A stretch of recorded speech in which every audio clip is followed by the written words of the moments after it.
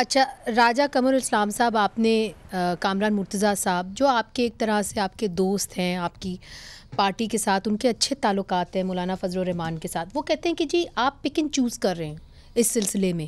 آپ اگر ایک اصول رکھیں گے تو پھر ایسا لگے گا کہ قانون کے سارے تقاضے اور فیئر جسٹس کے سارے تقاضے مکمل ہوئے، مگر آپ صرف اس جنرل کو پکڑ رہے ہیں جو آج آپ کے خلاف ہو گیا.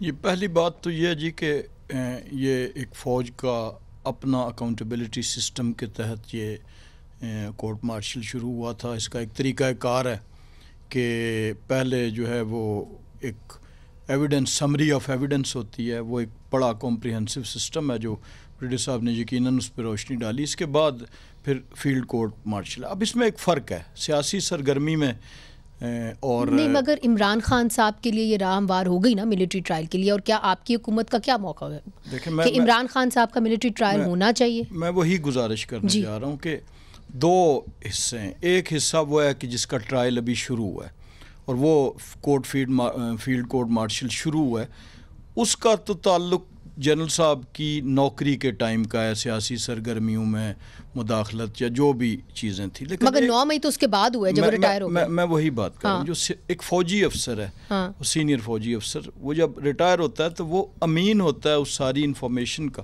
یہاں پہ 9 مئی کو کیا ہوا کہ اس فوج کی اور ملک کی جو بنیادی اساس تھی اس پہ حملہ کیا گیا.